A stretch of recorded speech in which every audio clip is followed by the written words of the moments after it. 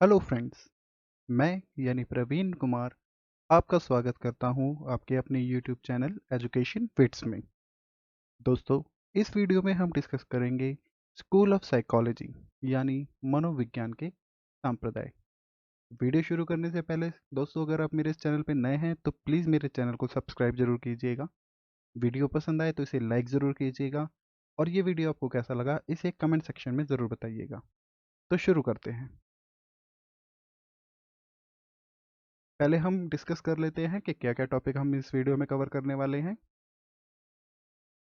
Structuralism यानी कि संरचनावाद, functionalism यानी कि प्रक्रियावाद, बिहेवियरिज्म यानी व्यवहारवाद, गेस्टाल्टिज्म यानी कि समग्रवाद, कॉग्निटिविज्म यानी कि संज्ञानवाद, साइको एनालिसिस यानी मनोविश्लेषण, ह्यूमनिज्म यानी मानवतावाद।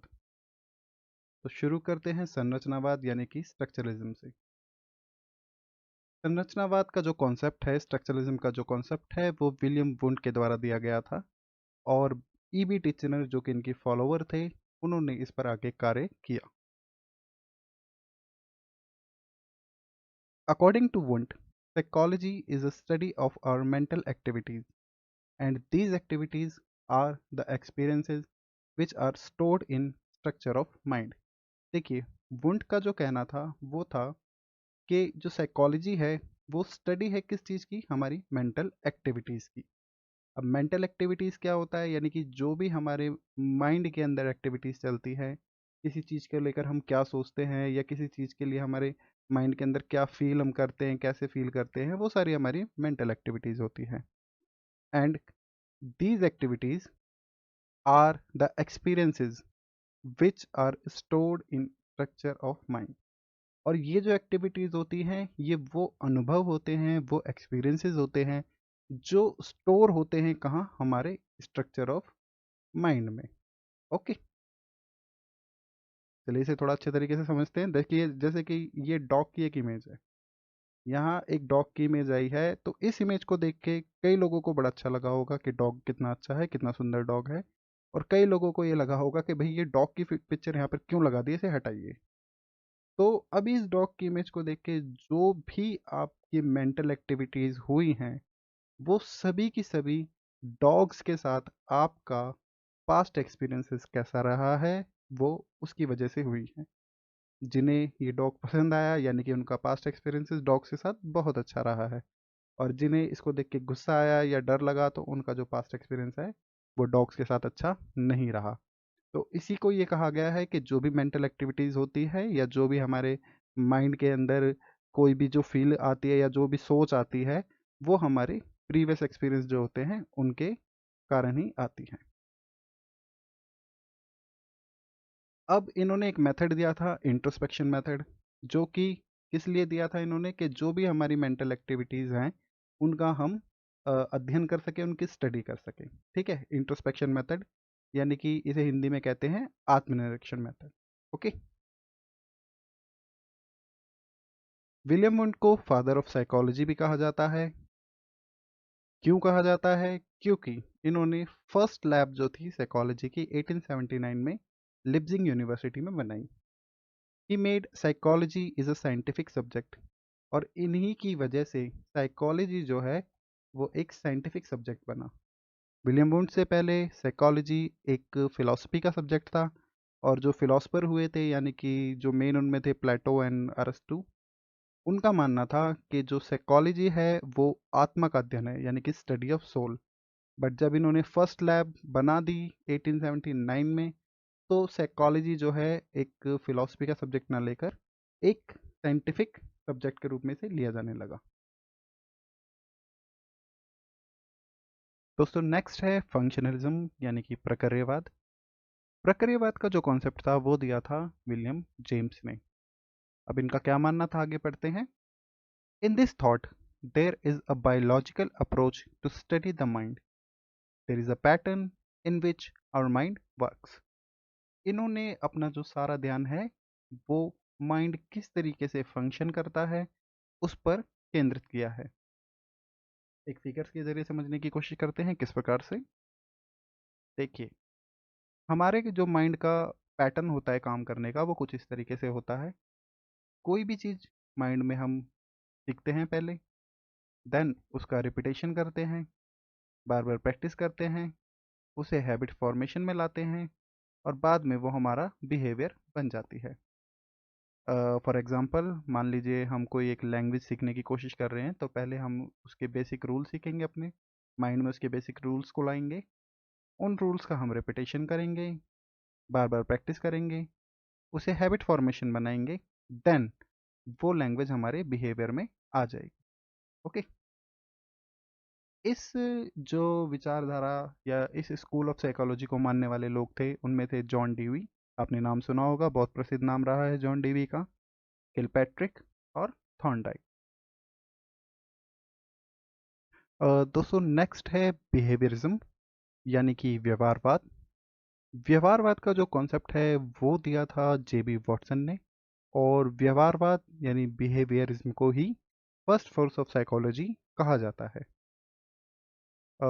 देखिए, इसमें जो इनका मानना था that in behaviourism they believe that mind और soul is an abstract thing and we can't measure it, but we can measure the behavior and take a conclusion।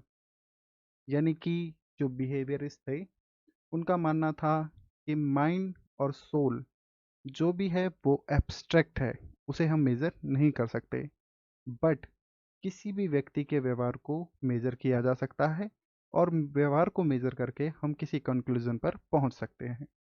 तो इसीलिए बिहेवियरिज्म ने साइकोलॉजी में सबसे पहले एक कॉन्क्रीट मटेरियल दिया, जिसे हम मेज़र करके, किसी के व्यवहार को मेज़र करके हम किसी कंक्लूजन पे पहुंच सकते हैं कि ये व्यक्ति किस मेंटल स्टेट पर है। तो इसीलिए इसको कहते हैं फर्स्ट फोर्स ऑफ साइकोलॉजी। व्यवहार को मेज़र करने का जो इन्होंने तरीका बताया, जो मेथड बताया, वो था ऑब्जर्वेशन ऑफ बिहेवियर। और इन्हें मानने वाले, यानी कि व्यवहारवाद को मानने वाले थे Pavlov, Skinner, Lashley and Tolman. Next है दोस्तों गेस्टाल्ट स्कूल ऑफ साइकोलॉजी, यानी कि समग्रवाद। समग्रवाद का जो कॉन्सेप्ट था वो दिया था मैक्स वर्दिमर ने, और इसे सपोर्ट किया था Kohler, Kurt Lewin and Koffka. इन सभी का नाम आपने जरूर सुना होगा दोस्तों। तो in this thought they believe to see as a whole then look at the all aspect. यानी कि इनका जो मेन कॉन्सेप्ट था वो था सी एज अ होल, मतलब किसी भी समस्या को या किसी भी चीज को समग्र रूप से देखना, उस समस्या को पूरे के पूरे रूप में देखना, ना कि उसके किसी एक एस्पेक्ट को देखना। पहले उसे पूरे तरीके से देखना, समग्र रूप में देखना, फिर उसके जो अलग अलग एस्पेक्ट हैं उनको देखना। देखिए, समझते हैं आसान भाषा में किस तरीके से। अब देखिए इस इमेज को, अगर हम इस पूरी प्रॉब्लम की सिर्फ एक एस्पेक्ट को देखें, यानी कि सिर्फ एक भाग को देखें, तो हमें पूरी चीज़ समझ में नहीं आएगी। जैसे कि इस इमेज के अंदर अगर हम इस वाली इमेज को खाली देखें, तो ऐसा लगेगा कि लेफ्ट हैंड साइड वाला जो व्यक्ति है वो राइट हैंड साइड वाले व्यक्ति को मारने की कोशिश कर रहा है। बट जब हम पूरी इमेज को देखेंगे, तब हमें पता चलेगा कि एक्चुअल में हो क्या रहा है। तो बस इसी मेथड को फॉलो करते हुए जो गेस्टाल्ट थे, उन्होंने कहा सी एज अ होल, यानी कि किसी भी समस्या के को पूरे पूर्ण तरीके से देखा जाए, ना कि उसके किसी एक पहलू को देखा जाए। अगला है दोस्तों कॉग्निटिविज्म, यानी कि संज्ञानवाद। ऐसा कई बुक्स में लिखा है और माना जाता है कि संज्ञानवाद जो है वो ब्रूनर और मिलर ने दिया है, जो कि ठीक भी है। बट संज्ञानवाद में सबसे बड़ा जो नाम है वो आपको भी पता है, जीन प्याजे का है, जिन्होंने संज्ञानात्मक विकास की थ्योरी दी थी। ओके। जो संज्ञानवादी थे उनका मानना था they proposed all the process of mind example thinking, mental process और adaptation with the environment etcetera. यानी कि इन्होंने जो अपना सारा ध्यान केंद्रित किया है वो कि माइंड के अंदर किस तरीके की थिंकिंग चलती है, क्या फीलिंग्स होती है, क्या हमारे बिलीव्स हैं, क्या हमारी हैबिट्स हैं, ये सारी चीज़ें जो है संज्ञानवाद के अंदर आती हैं। ठीक है दोस्तों। अगला है साइको एनालिसिस, यानी कि मनोविश्लेषण, और ये दिया गया था सिगमंड फ्राइड के द्वारा।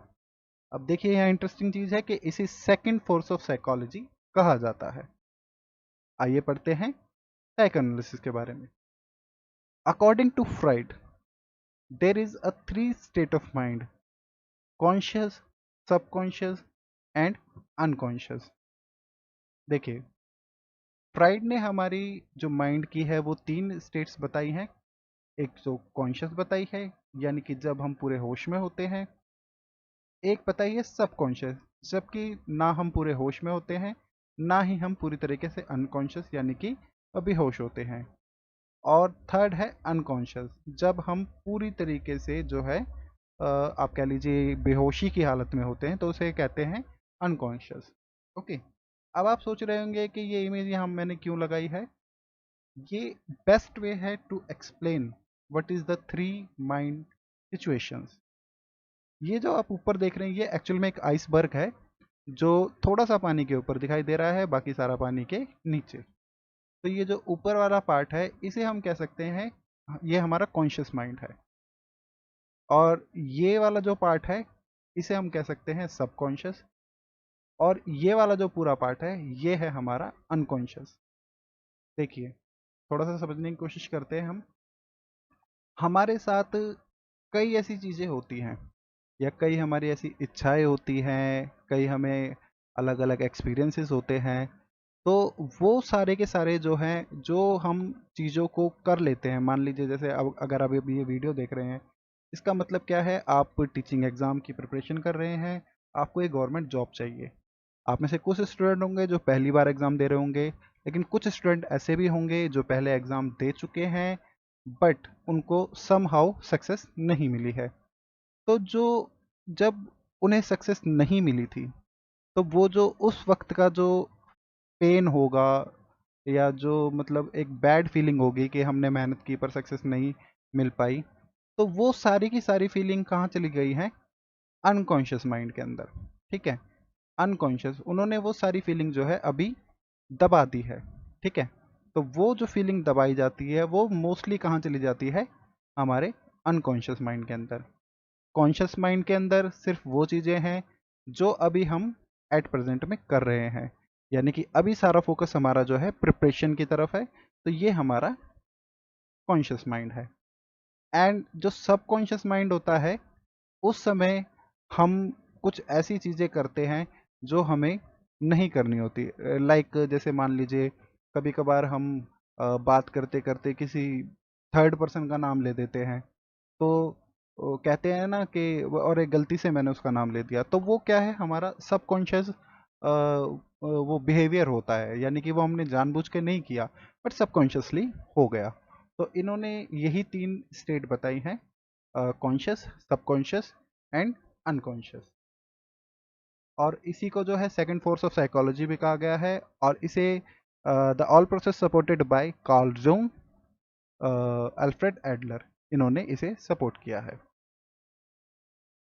नेक्स्ट है दोस्तों humanism, given by Abraham Maslow and Carl Rogers. इसे थर्ड फोर्स ऑफ साइकोलॉजी कहा गया है, ह्यूमनिज्म यानी मानवतावाद। They believe in humanity, and they said that all humans have the capability of self development या फिर acquisition। अब इनका मानना था कि हर एक व्यक्ति के अंदर एक क्षमता होती है अपने स्वयं का विकास करने की, या जो वह वस्तु या कुछ चीज़ों को जो चाहता है उसको एक्वेज करने की। ओके, तो ये थ्योरी थी ह्यूमनिज्म, जिसे दिया है Carl Rogers and Abraham Maslow ने। तो दोस्तों ये वीडियो हम यही कंप्लीट करते हैं। अगर आपको वीडियो पसंद आई हो तो इसे लाइक ज़रूर कीजिएगा, मेरे चैनल को सब्सक्राइब ज़रूर कीजिएगा और साथ ही साथ बेल आइकन को दबाइएगा, ताकि जब कभी मैं वीडियो अपलोड करूं आपको नोटिफिकेशन मिल जाए। और वीडियो आपको कैसी लगी ये कमेंट सेक्शन में ज़रूर बताइएगा। आने वाली वीडियोज़ में हम धीरे धीरे करके साइकोलॉजी के सारे ही टॉपिक्स को कवर करेंगे और एक प्रॉपर तरीके से इसको समझने की कोशिश करेंगे, एक आसान तरीके से समझने की कोशिश करेंगे, ताकि आपको ये आपके एग्ज़ाम में हेल्पफुल हो।